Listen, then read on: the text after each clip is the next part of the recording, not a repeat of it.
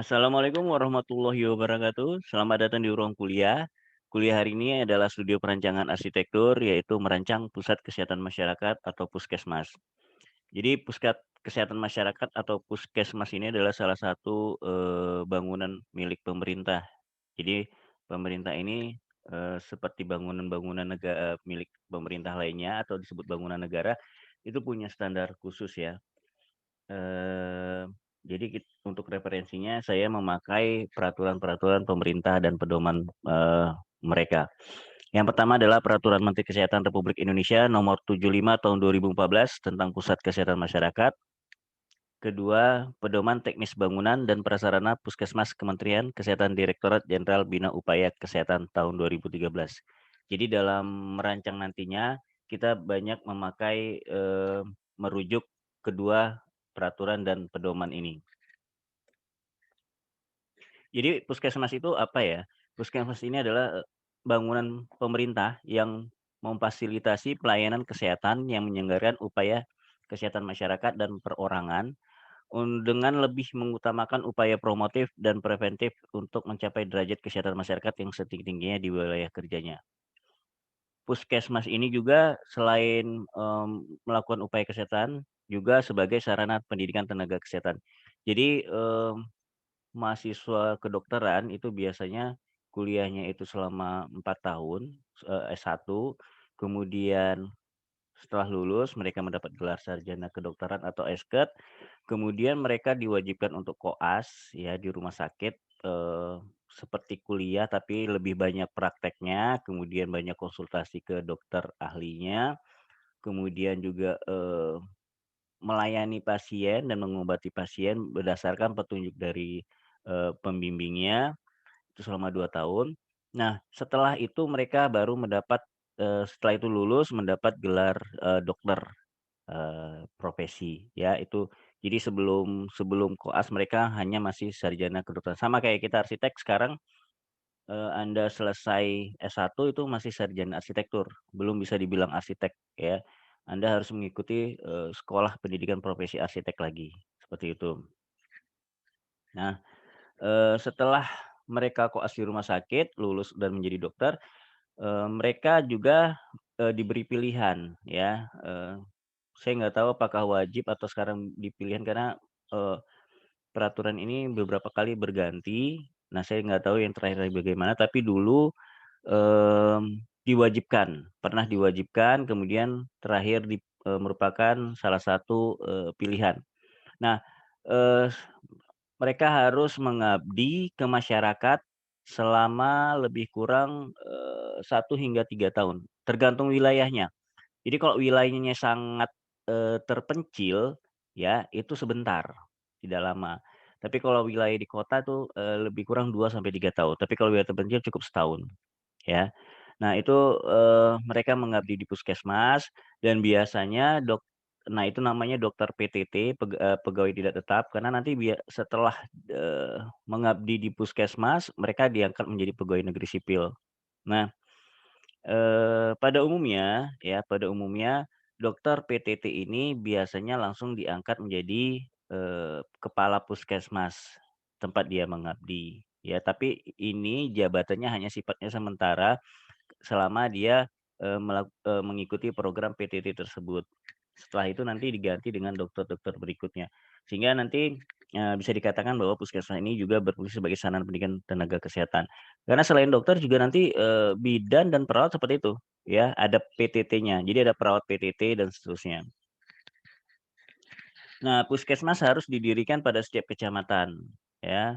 Wilayahnya pada umumnya di, daerah kecamatan. Eee, nah, dalam kondisi tertentu dalam satu kecamatan itu bisa lebih dari satu puskesmas, tergantung kebutuhan, ya. Tergantung kebutuhan mungkin, pelayanannya, jumlah penduduknya, luas geografisnya dan sebagainya. Nah, setiap puskesmas harus memiliki bangunan rumah dinas tenaga kesehatan, ya. Nanti bagaimana itu rumah dinas tenaga kesehatan kita, jelaskan lebih lanjut. Nah, tadi sebelumnya sudah saya jelaskan adanya upaya kesehatan masyarakat dan upaya kesehatan perorangan. Jadi upaya kesehatan masyarakat itu, melayani promosi kesehatan, ya biasanya bentuknya itu penyuluhan-penyuluhan ya, kemudian, mendatangi penduduk ya, mengadakan kegiatan-kegiatan, sosial dan lainnya. Kemudian pelayanan kesehatan lingkungan, pelayanan kesehatan ibu, anak, dan keluarga berencana, pelayanan gizi, dan pelayanan pencegahan dan pengendalian penyakit. Nah, dalam masa Covid seperti ini, puskesmas itu menjadi rujukan ya, eee, menjadi rujukan bagi pasien yang, memiliki gejala atau memang sudah dinyatakan terkena penyakit Covid, ya. Karena, salah satu fungsinya itu melayani kesehatan masyarakat. Kemudian selain itu juga, seperti kesehatan ibu dan anak, mungkin, Anda dari kecil atau mungkin Anda sering dulu ya waktu kecil itu, mengikuti posyandu ya, pos pelayanan terpadu. Nah itu biasanya untuk, kesehatan, mengukur perkembangan bayi dan anak balita ya, seperti itu.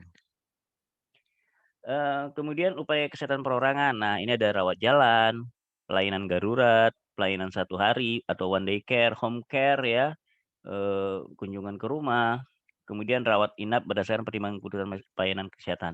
Nah, untuk rawat inap, khusus rawat inap ini, khusus di puskesmas yang melayani, rawat inap. Karena tidak semua puskesmas, memiliki fasilitas rawat inap, ya,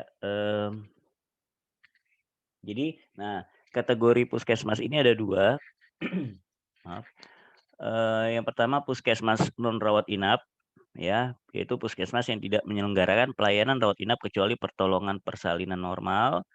Kemudian puskesmas rawat inap, nah ini puskesmas yang memberi tambahan sumber daya untuk menyelenggarakan pelayanan rawat inap, sesuai dengan pertimbangan kebutuhan pelayanan kesehatan. Nah, rawat inapnya ini juga dibatasi, untuk penyakit yang bisa disembuhkan, dalam waktu 5 hari, ya, menurut perkiraan dokter. Nah, nanti kalau misalnya lebih dari 5 hari biasanya belum sembuh, itu dianggap penyakit yang cukup, berat. Nah, itu biasa dirujuk ke rumah sakit, terdekat, ya, atau yang, sesuai dengan, kebutuhan, perkiraan dari dokternya, ya. Jadi, kalaupun ada rawat inap sifatnya hanya batasnya 5 hari, setelah itu dianggap penyakit yang mungkin, cukup berat dan dialihkan atau dirujuk ke rumah sakit tertentu. Nah, syarat-syarat dari, eee, lokasi dari, puskesmas ini, ya, ada beberapa, yang pertama adalah, geografisnya, ya. Jadi puskesmas ini, lokasinya tidak boleh berada di tepi lereng dan kaki gunung yang rawan longsor, ya. Kemudian tidak berdekatan dengan aliran sungai karena, aliran sungai bahkan mungkin laut ya, karena takutnya mengikis pondasi, ya. Jangan di pinggir pantai seperti itu. Kemudian tidak berada di atas jalur patahan aktif, nah ini perlu, laboratorium sipil ya, untuk mengetahui bagaimana kondisi, geografis dari, lokasi yang ditinjau. Tidak berada di daerah rawan tsunami, nah ini tidak boleh di pinggir laut ya, eee, apalagi laut yang menghadap, laut bebas ya, samudera, seperti samudera Indonesia atau Hindia dan seterusnya, karena biasanya itu rawan tsunami. Kemudian tidak berada di daerah rawan banjir, ya. Kemudian tidak berada dalam zona topan, badai, dan lain-lain. Karena memang ada beberapa daerah yang biasanya, menjadi langganan ya, menjadi langganan, bencana seperti itu. Nah, jadi intinya untuk geografis, hindari daerah-daerah yang, dihitung atau diperkirakan cukup berbahaya. Karena sifatnya ini kan untuk melayani, hal yang sangat urgent ya. Jadi kalau misalnya ada bencana tapi kalau puskesmasnya itu juga, tidak bisa difungsikan karena mungkin tertimpa, longsor atau terkena banjir ya, masyarakat mau ke mana lagi, ya. Jadi carilah lokasi yang benar-benar aman, karena ini memang, salah satu bangunan penting pemerintah ya, yang sangat dibutuhkan oleh masyarakat apalagi pada saat-saat, kondisi yang memang lagi, daerah tersebut tertimpa bencana, baik itu bencana alam, bencana penyakit, dan sebagainya. Nah, aksesibilitasnya itu mudah dijangkau oleh transportasi umum, adanya jalur pejalan kaki, dan, disabilitas, ya. Karena memang puskesmas ini sih, targetnya ya masyarakat menengah ke bawah ya, karena kalau menengah ke atasnya biasanya sih langsung ke rumah sakit ya. Nah, walaupun nanti berobatnya ke rumah sakit biasanya kan ada, BPJS ya, BPJS kalau dulu sih Askes juga ada. Nah itu kan biasanya tetap perlu rujukan dari puskesmas di wilayah tempat tinggalnya, ya. Nah kalau orang yang perlu BPJS dan Askes kan biasanya ya, masyarakat menengah lah, ya. Kalau udah masyarakat ke atas nggak perlu lagi biasanya ya. Jadi memang harus, mudah dijangkau oleh transportasi umum, pejalan kaki, dan disabilitas. Eee, Kemudian kontur, ya konturnya cenderung rata ya. Kemudian ada fasilitas parkir, ada, keamanan ya, eee, baik itu, gedungnya sendiri itu lebih baik dipagar ya. Kemudian ketersediaan utilitas publik seperti air bersih, pembuangan air kotor, limbah, listrik, dan jalur telepon. Kemudian pengelolaan kesehatan lingkungan, misalnya adanya, petugas sampah, kebersihan, dan segala macam. Dan terakhir, kondisi lainnya tidak berada di sekitar area saluran udara tegangan tinggi dan saluran udara tegangan ekstra tinggi atau SUTED ya. Jadi tidak boleh di sekitar wilayah karena Eee, tidak bangunan puskesmas saja kalau SUTED ini ya, bangunan apapun itu bahkan rumah tinggal kalau bisa jangan berada di sekitar itu ya, karena, radiasi yang dihasilkan, cukup berbahaya dalam jangka waktu lama ya. Nah, prasarananya harus memiliki sistem penghawaan, pencahayaan, sanitasi, kelistrikan, komunikasi, gas medik, proteksi petir, proteksi kebakaran, pengendalian kebisingan, transportasi vertikal untuk bangunan lebih dari satu lantai. Nah, ini tergantung ya, bisa, tangga, bisa ram, bisa lift ya, tergantung. Mmm, nah, sebenarnya standar dari bangunan kesehatan seperti puskesmas atau, eee, rumah sakit, untuk bangunan yang lebih dari satu lantai ya kalau bisa menggunakan lift atau ram ya. Gunanya untuk penyandang disabilitas, karena kalau tangga agak sulit. Jadi kalau mengandalkan, tangga, hanya tangga itu cukup sulit. Kemudian ada kendaraan puskesmas keliling dan kendaraan ambulan. Apa bedanya sih kendaraan ambulan dengan puskesmas keliling? Kalau ambulan itu, kendaraan yang, sifatnya melayani pasien, ya, pasien atau hal-hal yang urgen yang di dalam kendaraan itu ada, alat kedokteran, untuk pertolongan pertama, ya, dilengkapi seperti itu. Nah, kalau puskesmas keliling sih sifatnya untuk, hal-hal rutin ya, misalnya kunjungan ke satu daerah ya, kemudian untuk, eee, pengangkutan logistik, obat-obatan, kemudian, eee, pelayanan, promosi kesehatan dan segala macam ya. Jadi ada 2, karena kalau di ambulan itu di belakangnya itu, kosong karena untuk tempat tidur ya. Pasien. Nah, kalau puskesmas keliling seperti mobil biasa. Nah, tenaga kesehatan ada beberapa, ini ada, ini yang minimal ya, yang minimal yang harus dipenuhi. Yang pertama adalah dokter, dokter gigi, perawat, bidan, tenaga kesehatan masyarakat, tenaga kesehatan lingkungan, ahli teknologi laboratorium medik, tenaga gizi, dan tenaga kefarmasian. Ya, seperti itu. Sementara tenaga non-kesehatan ada ketatarusahaan, administrasi keuangan, sistem informasi, kemudian kegiatan operasional lainnya, ya tergantung. Mungkin ada security ya, ada office boy dan segala macam. Nah, struktur organisasinya pertama ada kepala puskesmas seperti saya, jelaskan tadi, biasanya untuk puskesmas di daerah itu kepala puskesmasnya adalah dokter PTT, ya. Tapi tidak selalu, tapi biasanya dokter PTT. Nah, itu nanti, rolling ya, berapa tahun nanti diganti lagi, berapa tahun nanti diganti lagi. Tapi ada juga sih ya ada juga puskesmas yang kepala puskesmasnya ya pegawai puskesmas itu sendiri dan sifatnya tetap, ya. Mmm, Kemudian ada kepala subbagian tata usaha, ada penanggung jawab UKM dan keperawatan kesehatan masyarakat, ada penanggung jawab UKP, kefarmasian dan laboratorium, kemudian ada penanggung jawab jaringan pelayanan kesehatan dan jejaring fasilitas pelayanan kesehatan, kemudian ada administrasi keuangan, ya, ada sistem informasi, ini orang, komputer lah ya, kemudian ada kegiatan operasional lainnya. Nah, dalam peraturan tata ruang daerah, itu KDB atau koefisien dasar bangunan maksimal 60%. Sudah tahu lah ya KDB ya, yaitu perbandingan antara luas lantai dasar dengan tapak yang, dimiliki, ya. Jadi kalau misalnya tapaknya 100 meter persegi, luas bangunan lantai dasarnya itu, 40 meter persegi misalnya, maka KDB-nya adalah 40/100 atau 40%.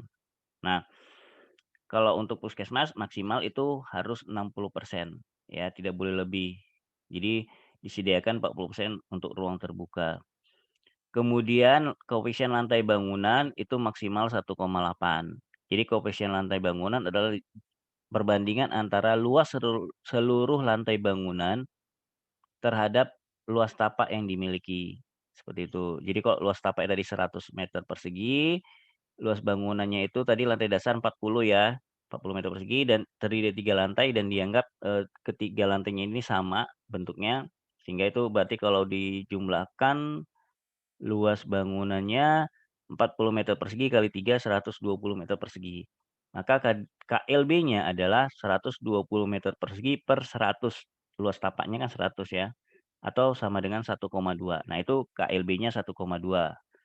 Berarti kalau, menurut peraturan tata ruang daerahnya, sesuai kalau seperti yang saya sebutkan tadi, jelaskan tadi ya, karena maksimalnya 1,8 tidak boleh lebih. Kemudian, koefisien dasar hijaunya minimal 15%. Jadi koefisien dasar hijau adalah ruang terbuka yang, terdiri dari area hijau. Area hijau ini eee, merupakan area yang bidang dasarnya itu adalah, tanah ya, tidak boleh perkerasan, ya. Jadi tanah sehingga, air hujan bisa meresap ke bumi, ya. Jadi kalau misalnya area parkir yang diaspal, kemudian kolam yang disemen, itu bukan salah satu bagian dari ruang terbuka hijau, ya. Jadi beda. Jadi ruang terbuka itu ada 2, satu ruang terbuka, biasa, satu ruang terbuka hijau, ya. Ruang terbuka biasa ya yang penting selama tidak beratap, berada di luar bangunan, itu ruang terbuka, ya. Tapi kalau ruang terbuka hijau, selain syarat tadi, dia juga harus bidang dasarnya terbuat dari, tanah atau, bahan yang memang bisa menyerap air. Nah, kalau paving block termasuk nggak itu ya? Nah, kalau paving block tetap dianggap itu kekerasan, ya. Karena kalaupun bisa menyerap air itu butuh makan waktu lama ya, seperti itu. Nah, persyaratan teknis bangunan lainnya adalah lebar koridor yang disarankan itu 2,4. Ini disarankan ya, bukan wajib. Jadi bisa lebih kecil atau bisa lebih lebar lagi. Ya tergantung dari, tapak yang dimiliki ya. Kalau tidak begitu luas ya memang agak sulit ya, 2,4 meter tuh lumayan lebar, ya. Tinggi plafon minimal 2,8 meter. Nah ini minimal, kalau ini minimal ya berarti tidak boleh kurang. Kemudian dinding kamar mandi atau WC harus kedap air dan dilapisi keramik setinggi 1,5 meter, ya. Kemudian lebar pintu utama dan ruang gawat darurat minimal 120 sentimeter dan dapat dilalui berankar. Berankar ini tempat tidur yang bisa didorong itu, ada rodanya ya. Jadi kalau kadang-kadang ada pasien yang mungkin, butuh, tindakan darurat seperti pasien yang, mengalami kecelakaan, tidak bisa berjalan atau pingsan dan segala macam, itu kan dibawa di tempat tidur dan didorong. Nah, itu namanya berangkar, ya. Nah, untuk ruangan yang tidak dilalui berangkar, lebar pintu cukup minimal 90 sentimeter. Jadi, seluruh pintu, 90 sentimeter, kecuali yang memang harus dilalui berangkar, seperti pintu utama ya. Kalau pintu utama udah pasti ya, dia keluar masuk dari, mengangkat pasien dari, ambulan ke dalam, bangunan puskesmas, itu harus melewati pintu utama. Dan pintu utama harus dibuka ke arah luar. Ya. Lebar pintu kamar mandi WC khusus disabilitas minimal 90 sentimeter dan terbuka ke arah luar. Selain itu sebenarnya, eee, ada yang, mmm, handle-nya itu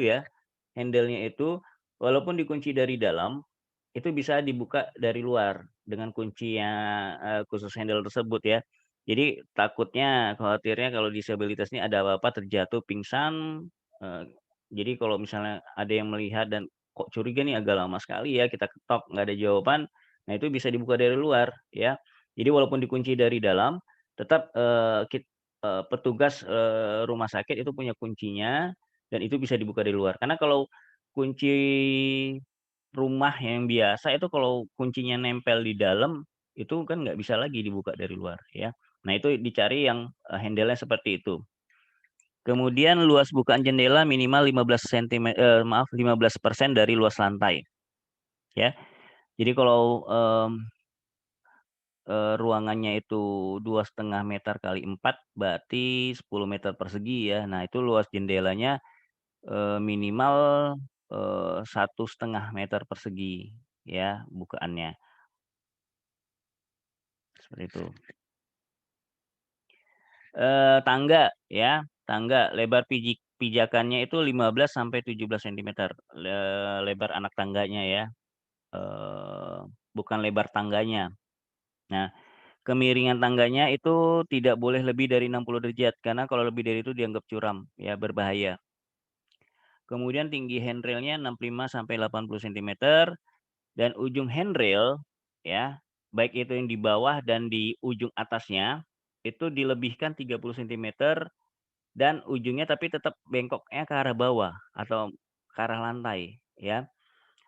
Gunanya apa? Jadi ketika, orang yang disabilitas atau orang tua lah ya, orang tua yang, tenaganya itu sudah cukup lemah, jadi ketika mau naik tangga dia pegangan dulu handrail-nya sebelum memijak tangga ya, memberi, mereka kesempatan untuk bersiap-siap, entah itu narik napas ya, atau itu, mengerahkan tenaganya untuk mengangkat kaki ya. Kemudian di ujung tangga ketika tiba di lantai berikutnya, nah mereka berhenti dulu sebentar, ya, berhenti dulu sebentar mungkin, istirahat sebentar, menarik napas dan bisa berjalan, kembali melanjutkan perjalanannya ya. Jadi, eee, handrail di ujung bawah dan atas itu harus diberi, eee, panjang lebih 30 sentimeter dan harus bengkok ke bawah ya ujungnya.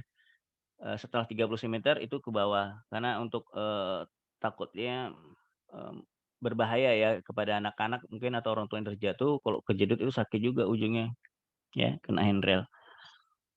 Mmm, Remnya kalau, menggunakan ram itu kemiringannya tidak boleh dari 7, derajat, ya.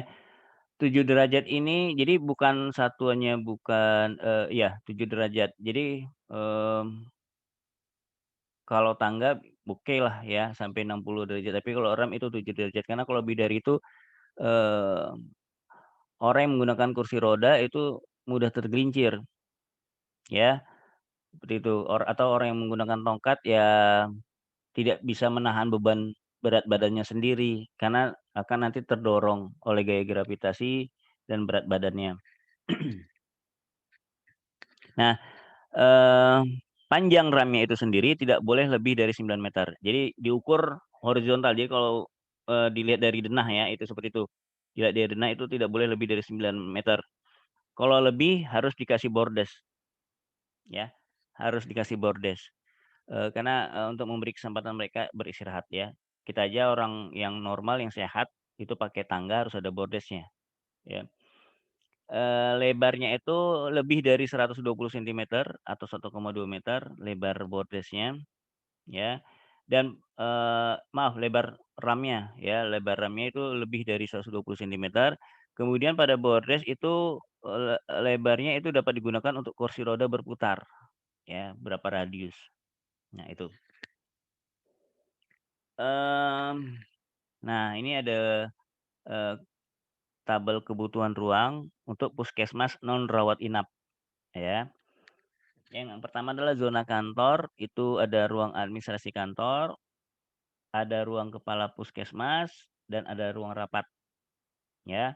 Ruang rapat ini sebenarnya ada ruang multifungsi ya, selain digunakan untuk rapat, bisa digunakan, kegiatan lain dalam mendukung pelayanan kesehatan. Misalnya untuk, presentasi atau penyuluhan skala kecil ya, skala kecil gitu.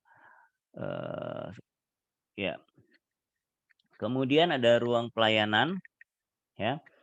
Ruang pelayanan ini ada ruang pendaftaran dan rekemedik, kemudian ada ruang tunggu, kemudian ada ruang pemeriksaan umum, ya. Selanjutnya ada ruang tindakan. Nah, ruang tindakan ini juga bisa digunakan untuk pelayanan gawat darurat, ya. Mmm, kemudian ada ruang KIA, KB, dan imunisasi, kemudian ada ruang kesehatan gigi dan mulut, ada ruangan ASI atau laktasi ya. Jadi kalau ibu-ibu yang berobat bawa anak bayinya, balitanya bisa menggunakan laktasi untuk, mungkin pada saat dia berkunjung sudah waktunya nih, ya memberi ASI kepada anaknya. Atau, biasanya ruang laktasi itu juga untuk, mengganti popok bayinya ya, atau memberi bedak atau bersih-bersih ya kepada bayinya. Kemudian ada ruang promosi kesehatan ya, ini bisa juga dipergunakan untuk konsultasi dan konseling. Kemudian ada ruang farmasi. Nah, ini ruang farmasi ada beberapa bagian, yaitu pertama penerimaan resep dan penyerahan obatnya. Nah, ruang ini dirancang agar tenaga kefarmasian dapat bertatap muka dengan pasien. Jadi kayak seperti loket ya, kaca, kemudian ada lubangnya, seperti itu. Nah itu, ruang yang di atas ini seperti ruang pendaftaran dan rekemedik sama, hampir mirip ya. Jadi ada loketnya. Kemudian ada ruang persalinan. Kemudian ada ruang rawat pasca persalinan. Jadi, di puskesmas non rawat inap pun disediakan tempat tidur, tapi biasanya sih tidak, menginap ya, tidak sampai menginap. Kalaupun menginap mungkin besok paginya sudah harus balik karena, kalau orang bersalin itu ya, nah ini kan persalinan normal ya, jadi yang di puskesmas itu yang dilayani adalah persalinan normal. Jadi kalau misalnya setelah, eee, di periksa ternyata harus butuh tindakan operasi, itu biasanya dipindahkan ke rumah sakit. Tapi kalau untuk persalinan normal puskesmas bisa. Nah, biasanya kalau normal itu kan, istirahat beberapa jam, ibunya setelah melahirkan, ya itu sudah boleh pulang, ya. Jadi tetap dibutuhkan satu tempat tidur untuk beristirahat. Kemudian ada laboratorium, kemudian ada ruang sterilisasi. Sterilisasi ini untuk, membersihkan peralatan-peralatan ya, peralatan-peralatan, kedokteran. Kemudian ada ruang penyelenggaraan makanan, ya ini untuk, seperti tadi ada, ibu pasca persalinan kan butuh, eee butuh asupan gizi setelah melahirkan ya, atau, misalnya ada pelayanan posyandu ya, itu kan sering dikasih ya, makanan gratis biasanya. Kemudian ada kamar mandi WC pasien. Nah ini unit untuk laki-laki dan perempuan dibuat terpisah, ya tidak boleh satu, ya dibuat terpisah dan dapat digunakan untuk penyandang disabilitas atau kalaupun tidak, ada satu kamar mandi khusus untuk mereka, untuk disabilitas, ya. Kamar mandi WC untuk persalinan, ini juga sama, untuk disabilitas bisa. Kamar mandi WC petugas juga sama, ya, dapat digunakan untuk disabilitas. Nah, untuk, puskesmasnya tidak bisa menyediakan disabilitas masing-masing, ya mungkin cukup satu aja di satu titik, ya. Satu atau 2 kamar mandilah, unit, ya. Kemudian ada gudang umum. Ya. Nah, terakhir adalah zona pendukung, itu ada rumah dinas tenaga kesehatan. Nah, ini rumah jabatan tenaga kesehatan minimal 2 unit, minimal ya, minimal 2 unit. Jadi biasanya untuk kepala puskesmas atau mungkin, eee, perawatnya ya jadi hanya untuk tenaga kesehatan, bukan tenaga administrasi ya, atau tenaga non kesehatan. Karena tenaga kesehatan ini diperlukan, kenapa ditempatkan di puskesmas, ya diperlukan jika memang perlu ada tindakan, cepat ya, tindakan cepat. Jadi sehingga bisa melakukan, eee, tindakan lebih cepat. Mmm, ya, ini minimal 2 unit ya, 2 unit. Karena memang biasanya ini, dipakai seperti dokter PTT ya, dokter PTT kan itu biasanya dari luar daerah. Nah, mereka nggak punya rumah, ya manfaatkanlah rumah dinasnya. Ya daripada ngontrak kan untuk apa, karena mereka juga PTT sifatnya sementara. Ya, jadi disediakan, rumah dinas seperti itu. Perawat begitu juga ya, karena perawat juga ada perawat PTT. Nah, kemudian, terakhir ada parkir kendaraan untuk roda 2 dan roda 4 serta garasi untuk ambulan dan puskesmas keliling tadi, ya. Juga disediakan garasi untuk kedua, kendaraan tersebut. Mmm, Sebelum saya lupa, kalau memang nanti ada pertanyaan, bisa Anda ketik di kolom komen di bawah ya. Jika memang ada waktu nanti, ada kesempatan saya akan menjawab di komen tersebut. Nah ini untuk kebutuhan ruang puskesmas yang rawat inap, hampir sama ya, ada ruang kantornya sama ya, ruang pelayanannya juga ya sama, ya. Kemudian nah itu sama mirip, ada ruang farmasi dan segala macam sama mirip. Nah ruang persalinan juga sama, ruang tindakan. Nah ruang rawat inapnya itu dibedakan antara laki-laki dan perempuan dan anak-anak, ya. Jadi dibedakan khusus ruang rawat inap laki-laki, ruang rawat inap perempuan dan, anak-anak. Nah kamar mandi WC pasien juga sama,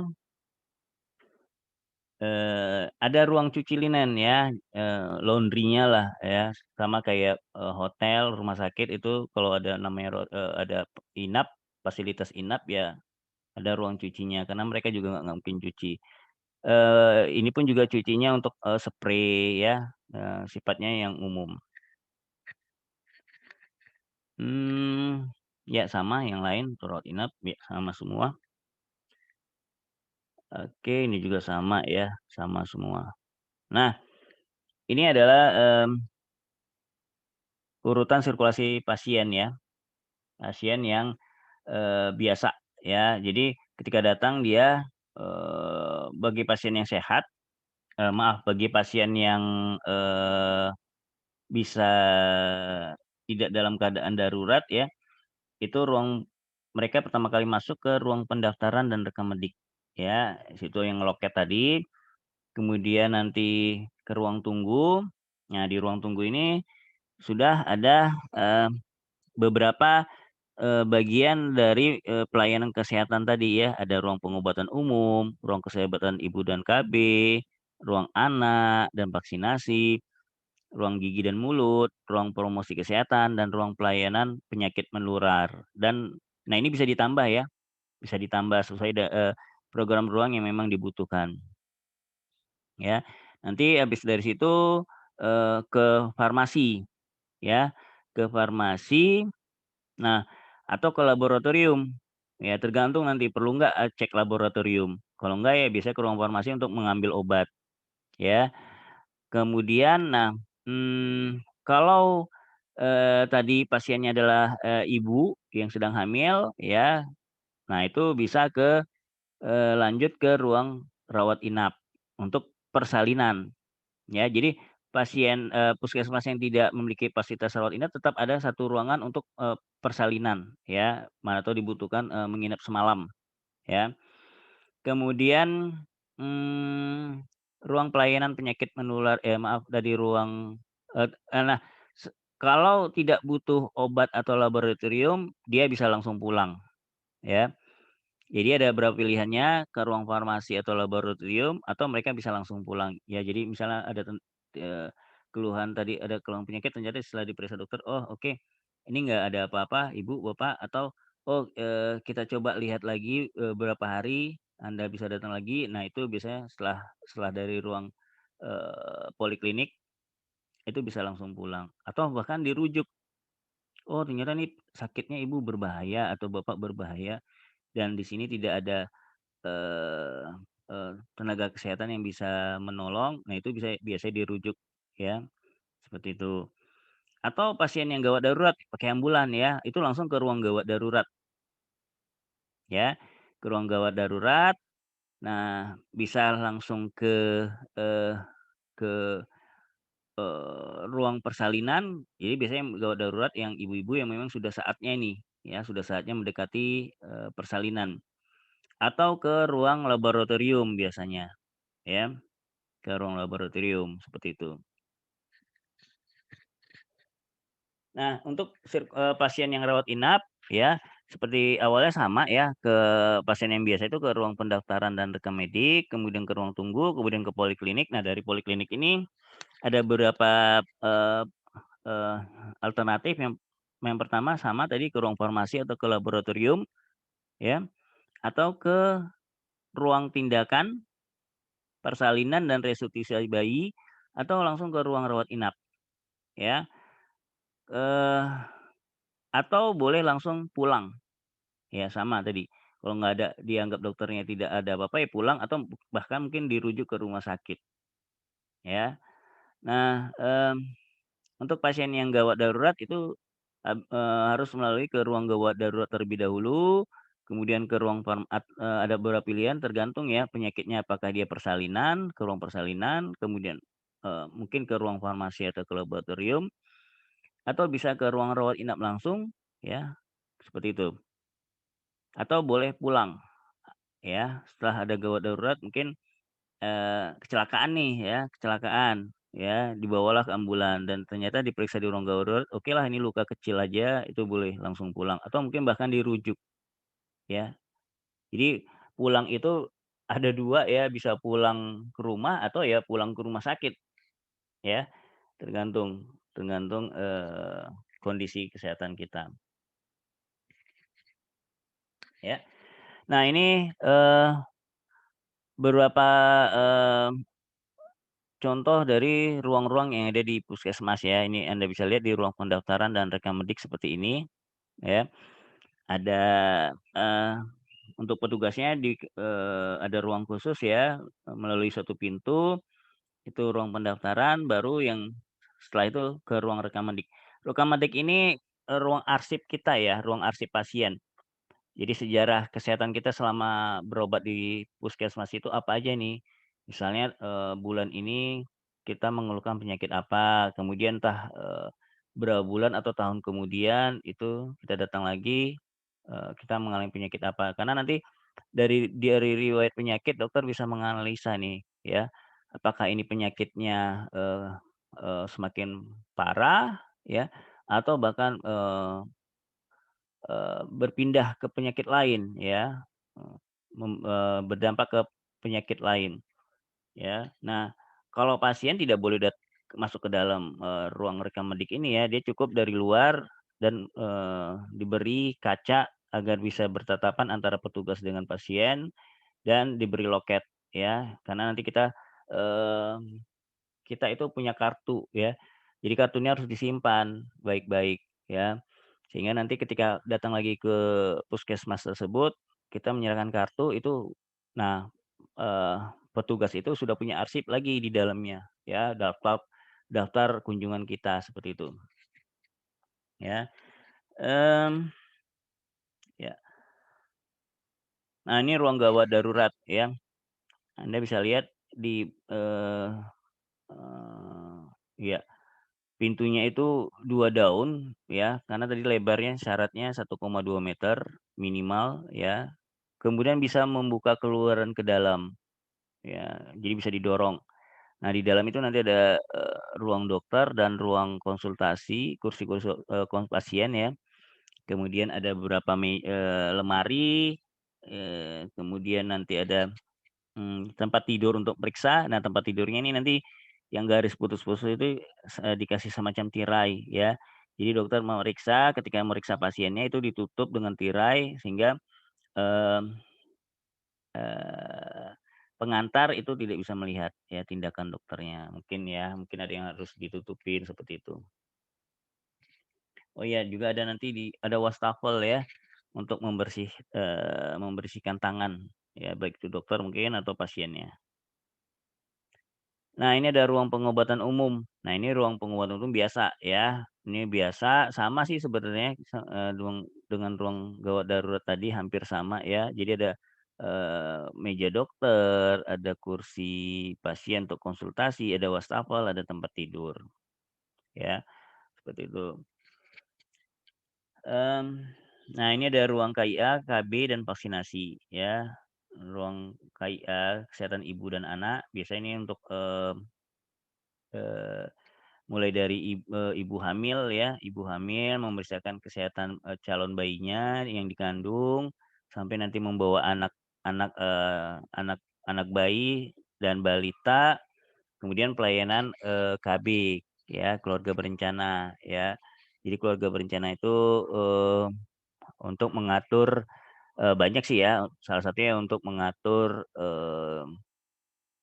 periode kehamilan ya dan, jumlah anak. Karena mereka juga program pemerintah salah satunya adalah, keluarga berencana ya, maksimal anak 2. Kemudian ada ruang vaksinasi ya, vaksinasi ini untuk anak-anak ya, sampai orang dewasa, ya, eee, ya sama ya, tetap ada kursi dokternya, ada meja dokter, ada kursi pasien, ada tempat tidur, dan ada, peralatan, ada wastafel juga sama. Nah, ini ruang gigi dan mulut ya. Ruang gigi dan mulut itu sama, hampir sama, bedanya kalau di, ruang gigi dan mulut itu ada kursi ya, kursi, khusus, periksa gigi ya, Anda mungkin pernah lihat atau sering, kalau yang rutin, merawat giginya kan minimal 2 kali setahun ya ke dokter gigi untuk meriksa, kondisi gigi, seperti itu. Kemudian ada, eee, ruang laktasi ya. Nah, ini ruang laktasi itu tadi, ya, untuk ibu yang menyusui, ya. Misalnya dalam waktu kunjungan ke rumah sakit, wah ini udah maaf, dalam kunjungan ke puskesmas ini udah waktunya memberi ASI kepada anaknya, nah itu digunakan laktasi ya. Kan, tidak enak ya memberi ASI di depan publik ya, takutnya ada hal-hal yang tidak perlu dipertontonkan. Ya, ini ruang promosi kesehatan ya, ruang promosi kesehatan, bisa dari satu ruangan, bisa dari 2, ini sifatnya konseling aja. Ya, cukup, kursi, tenaga kesehatan, mejanya, dan, kursi, pasien, ya. Jadi di sini hanya sifatnya konsultasi, bukan tindakan penyembuhan atau, kesehatan lainnya, tidak perlu tempat tidur. Nah, ini ruang farmasi, ya. Ruang farmasi gitu juga ya, ada ruang racik dan ruang apoteknya, ya.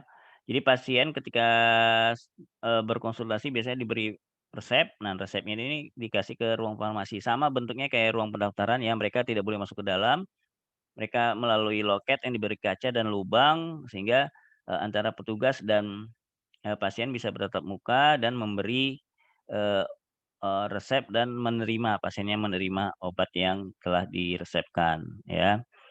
Nah, di belakangnya ada ruang racik ya, karena nanti ada beberapa obat yang memang, harus diracik, kayak seperti ini, obatan untuk anak-anak ya, biasanya ada beberapa serbuk-serbuk yang dicampur-campur, nah itu merekalah yang tahu ya, tenaga farmasi. Nah, itu untuk, meracik ya, jadi tidak semuanya obat, tinggal pakai, tapi ada yang harus memang diracik terlebih dahulu. Nah, ini untuk ruang rawat inap ya, ruang rawat inap. Nah, ruang rawat inap ini, terdiri dari beberapa tempat tidur dalam satu ruangan ya. Karena di puskesmas tidak disediakan, fasilitas ruang rawat inap VIP ya, ruang rawat kelas berapa, ya jadi seperti ini sifatnya ya. Dan ada kamar mandi di dalamnya ya, yang memang harus berbagi dalam, pasien yang berada di dalam satu kamar. Kemudian ada ruang nurse station, ya, ruang nurse station itu, untuk, di ruang rawat inap itu untuk, perawat jaga, ya, itu untuk perawat jaga. Kemudian ada laboratorium, ya, ini ada beberapa petugasnya. Nah, ruang laboratorium juga diberi, semacam loket, ya. semacam loket, nanti pasien itu menyerahkan, entah itu sampel darah ya, atau sampel apa lainnya yang diperiksa di laboratorium eee, nanti eee, itu diperiksa oleh petugas, laboratorium, nanti hasilnya itu dikasih pasien, nanti pasiennya itu, memberi, hasilnya itu ke poliklinik, ya. Nah, ini ada ruang sterilisasi, sama ya, harus ada ruang basuh atau wastafelnya, kemudian juga dilengkapi juga, dapur atau pantry ya, ya untuk tenaga kesehatannya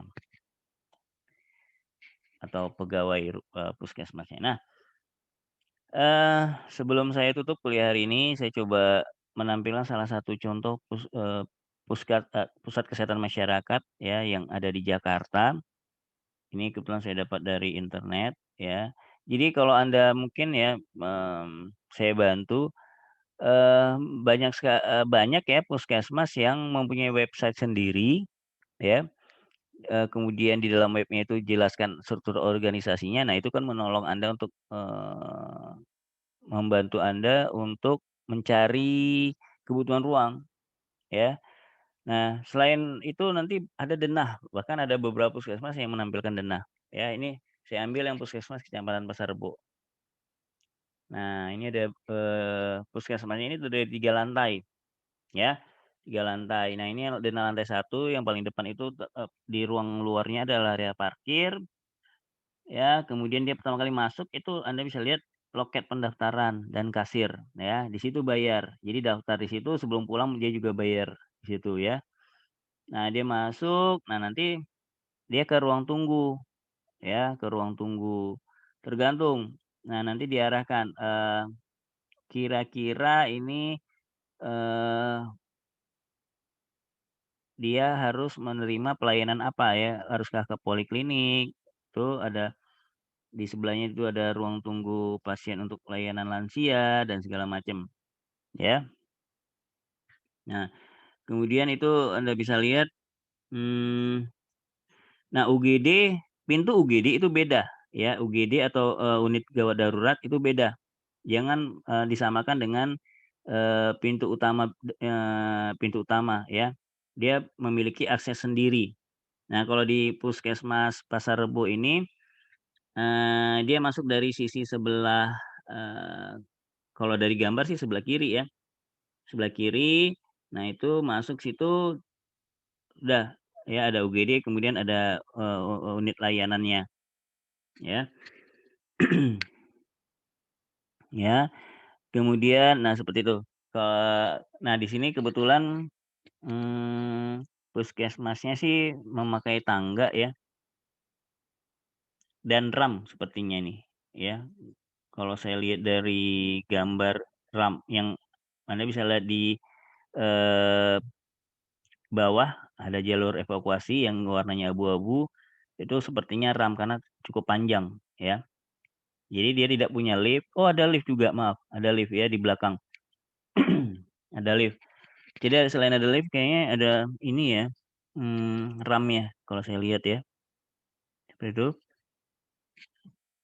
Ini lantai 1, ini lantai 2 ya, eee, ya ada ruang bersalin, ada layanan PKPR. Jadi nah Anda bisa lihat ya, ada beberapa, ruang yang tidak terdapat di, penjelasan saya tadi di awal, yaitu biasanya sifatnya tambahan. Ya, tambahan, seperti itu. Nah, ini kayak ada layanan TB paru. Nah, kalau layanan gigi udah wajib ya, layanan gigi udah wajib, bersalin itu juga wajib. Itu ada nurse station-nya ya, nurse station. Jadi biasanya tempat bertanya ya, nurse station itu tempat bertanya dan, eee, tempat pemanggilan pasien ya. Misalnya, pasien ini ngantri di layanan paru ya, nah atau layanan gigi. Nah, nanti dipanggil di situ biasanya, ya. Nah, di lantai 3 ada aula. Nah, ini biasanya untuk, sifatnya penyuluhan ya, penyuluhan ke masyarakat. Jadi karena memang tadi, salah satu fungsi puskesmas adalah unit, untuk pelayanan masyarakat ya, kesehatan masyarakat.